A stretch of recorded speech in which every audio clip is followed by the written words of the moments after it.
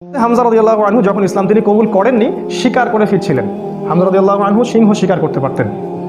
সিংহ শিকার, চারটাখানি কথা মনে করছে।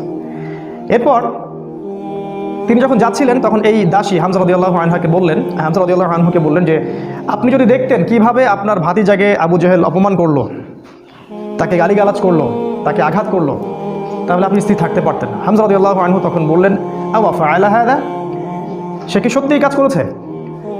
সেই দাসী বলল, বেলা ওয়াল্লাহ, আল্লাহর কসম করে বলছে অবশ্যই সেই কাজ করেছে। হামজা রাদিয়াল্লাহু আনহু বাসার দিকে না গিয়ে দারুন নাদওয়া অর্থাৎ মক্কার ওই যেটা কাবা দেখেন সেখানে গেলেন।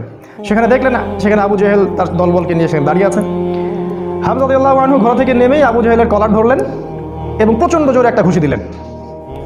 প্রচণ্ড জোরে বলে দেয়, আবু জেহেল কিন্তু ওই সময়কার মক্কার রাষ্ট্রনেতা, মক্কার গোত্রের সব গোত্রের কিন্তু বনু মাখজুমের সর্দার।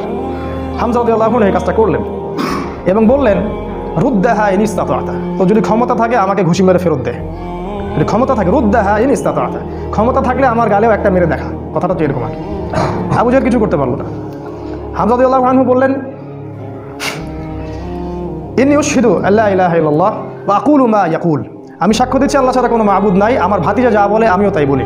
রুদ্দাহা ইন ইসতাতা'তা, যদি তোমার ক্ষমতা থাকে তাহলে আমাকে আঘাত করে দেখাও। আজকে থেকে আমি তার দলে, সে যা বলে আমিও তাই বলি। হামজা রাদিয়াল্লাহু আনহু ছুটলেন তার ভাতিজার দিকে, দারুল আরকামে গিয়ে তাকে পেলেন এবং সেখানে গিয়ে বললেন, ইয়া ইবনে আখি, হে আমার ভাতিজা, কুনতু আনসুরুকা বিল হামিয়া, আমি তোমাকে এর আগে আত্মীয়তার সম্পর্কের জন্য প্রোটেক্ট করতাম, ওয়ালান আনসুরুকা লিল ইসলাম, আর আজকে থেকে আমি তোমাকে ইসলামের জন্য প্রোটেক্ট করবো ইনশাআল্লাহ।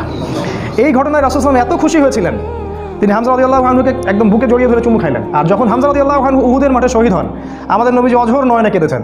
তার শাহাদাতের দৃশ্য যদি দেখতেন, আমরা যদি দেখতে পারতাম, তাকে বর্ষা নিক্ষেপ করে হত্যা করা হয়েছে, বর্ষাটা তার কলিজা ভেদ করে পিছন দিয়ে বের হয়ে গেছে চোরাগুপ্তা হামলা চালিয়ে, কারণ সামনে থেকে তাকে মারার ক্ষমতা ছিল না। আজকেও ইসলামকে সামনে থেকে শেষ করা এত সহজ না, এই জন্য পিছন থেকে সবসময় চক্রান্ত করতে থাকে এরা, কীভাবে কোথায় কী লাগায় দেওয়া যাবে, কীভাবে কী করা যাবে। আর তার কলিজাটা হিন্দা ছিঁড়ে দাঁত দিয়ে কামড়ানোর চেষ্টা করেছিল। এই হচ্ছে আমাদের শেকড়ের পূর্বপুরুষ। যে কোনো কারো বিপদ দেখে যদি কোনো বিশ্বাসী বান্দা এই দোয়া পড়ে, বিশ্বনবী বলেন, লাম ইউসিবহু যালিকাল বালা, ওই বিপদ তাকে আর ধরবে না। উফিয়া মিনহু মিন যালিকাল বালা কাইনাম মা কান, সে যতদিন হায়াত পাবে কোনোদিন ওই বিপদ তাকে স্পর্শ করবে না।